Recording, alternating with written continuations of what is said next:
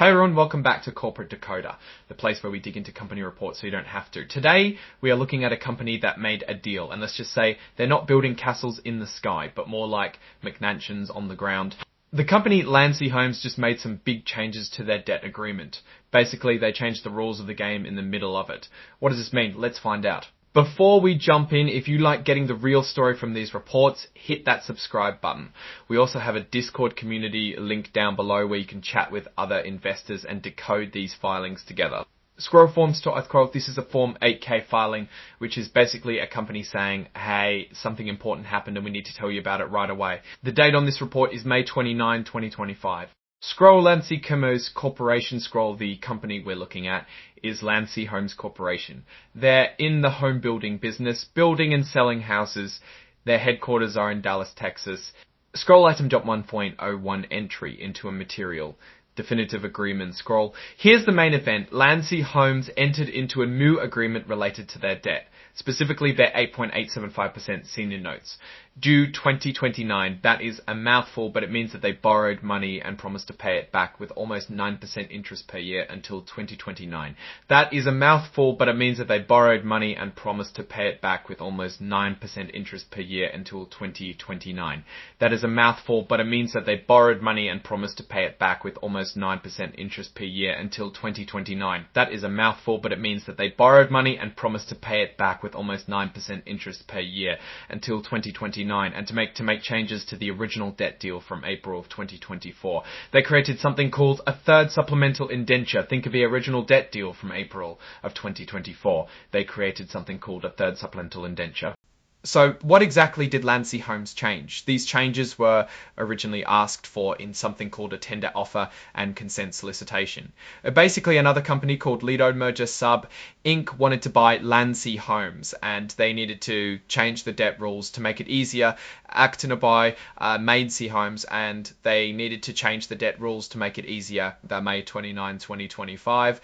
Landsea Homes got enough agreement from the people who loaned the money, specifically from the holders of over 97% of the total amount of notes to make these changes.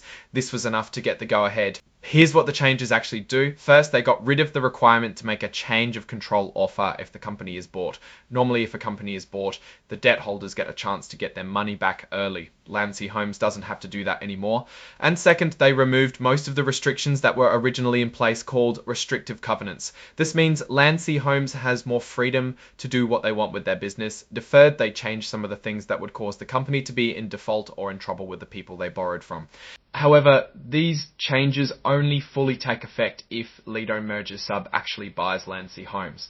This depends on a few things happening, like the merger going through and Lido Merger Sub getting the money they need. What they call a financing condition. Scroll Exhibit Trial 9, Scroll Tab. If you really want to get into the details, you can look at the actual third supplemental indenture document, which is linked as Exhibit 4.1 in the report. Quo value Kidio 0.0000001 per share. Scroll, and the company's stock and warrants to buy that stock trades on the Nasdaq Capital Market under the symbols LSCA and LSCAW. Now let's step back and see what this all means. Landsea Homes is being bought by another company, and they needed to loosen the rules on their debt to make the deal happen. This usually happens when a company is trying to make itself look more attractive to a buyer, or when the buyer wants more flexibility after the deal closes. One of Landsea Homes' strengths is probably its ability to attract a buyer like Lido Merger Sub. It suggests that the company has something valuable, whether it's their land holdings, their building operations, or their market position. This is great because the company is basically selling to the other company, and however, loosening the debt rules could also be a weakness. It means Landsea Homes might have been struggling under the original debt terms, and they needed to make changes to avoid problems. It also means that the buyer now has more control and less risk, while the debt holders have less protection. A notable risk here is that the deal might not actually happen. If the merger falls through, Landsea Homes is stuck with these looser debt terms, which could make them more vulnerable if they hit a rough patch. On the other hand, if the deal does go through, Landsea Homes will become part of a bigger company, which could give them more resources and opportunities. So to conclude, Landsea Homes is in the middle of a big change. They're being bought and they've changed their debt rules to make it easier. This could be a good thing in the long run, but there are also some risks to keep an eye on. It all comes down to whether the deal actually goes through and how well the company performs under new ownership. Alright, that's our breakdown of Landsea Homes' latest filing. What's your take on this merger? And what does it mean for the housing market? Drop your thoughts in the comments. If this analysis was valuable, hitting that like button really helps, and subscribe for more deep dives. Don't forget to check out the Discord in the description. Thanks for watching. See you next time.